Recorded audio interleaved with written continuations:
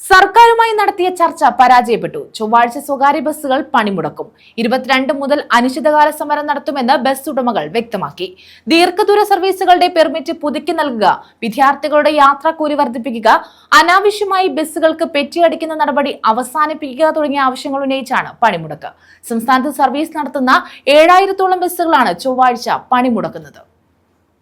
സംസ്ഥാനത്ത് സർവീസ് നടത്തുന്ന 7000-ഓളം ബസ്സുകളാണ് ചൊവ്വാഴ്ച പണിമുടക്കുന്നത്.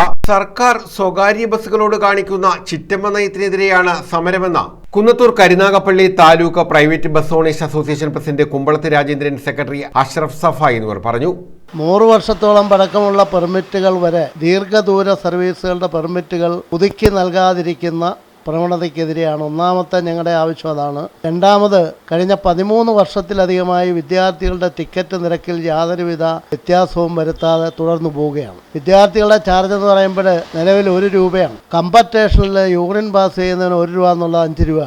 പക്ഷേ ഇപ്പോൾ കേരള സംസ്ഥാനത്ത് ആകെ 1 രൂപയ്ക്ക് വിലയുള്ളത് സ്വകാര്യ ബസ്സുകളുടെ കൺസെഷൻ മാത്രമാണ്. ഞങ്ങൾ സാധാരണക്കാരുടെ ബസ് ചാർജ് വർദ്ധിപ്പിക്കണമെന്നുള്ള ആവശ്യം ഞങ്ങൾ ഉന്നയിക്കുന്നില്ല. വിദ്യാർത്ഥികളുടെ ചാർജ് വർദ്ധിപ്പിക്കുന്നതിന് വിദ്യാർത്ഥികളുടെ നല്ലൊരു ശതമാനം വിദ്യാർത്ഥികളും അനുകൂലമാണ്. എന്നിട്ട് പോലും അതിന് ഗവൺമെൻറ് തയ്യാറാവുന്നില്ല.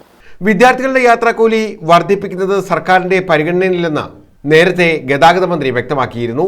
ആവശ്യങ്ങൾ അംഗീകരിച്ചില്ലെങ്കിൽ ജൂലൈ 22 മുതൽ അനിശ്ചിതകാല സമരത്തിന് ഒരുങ്ങുകയാണ് സ്വകാര്യ ബസ് ഉടമകൾ. ബസ്സുകൾ കടന്നു പോകുന്ന റോഡിൽ ഒളിഞ്ഞു നിന്ന് മൊബൈലിലും മറ്റും പോലീസ് ഉദ്യോഗസ്ഥരും വെഹിക്കിൾ ഇൻസ്പെക്ടർമാരും ഫോട്ടോ എടുത്തിട്ട് ആ ഫോട്ടോ അയച്ചിട്ട് ചെക്ക് റിപ്പോർട്ട് ഫൈൻ ചുമത്തുന്ന അവസ്ഥ. ഈ സൂചനാ പണിമുടക്ക് കൊണ്ട് ഗവൺമെൻറ് പരിഹാരമുണ്ടാകാത്ത പക്ഷം ജൂലൈ 22 മുതൽ അനിശ്ചിതകാല പണിമുടക്ക് പ്രഖ്യാപിക്കാനാണ് ഞങ്ങളുടെ ഉദ്ദേശം. സാധാരണക്കാരായ ജനങ്ങളെ ബുദ്ധിമുട്ടിക്കുന്നതിനുള്ള ബുദ്ധിമുട്ട് കൊണ്ടാണ് ഞങ്ങൾ ഇതുവരെ പണിമുടക്കിലേക്ക് നീങ്ങാതിരുന്നത്. അതിൻ്റെ ഒരു സൂചനയായിട്ടാണ് ജൂലൈ 8 പണിമുടക്കുന്നത്.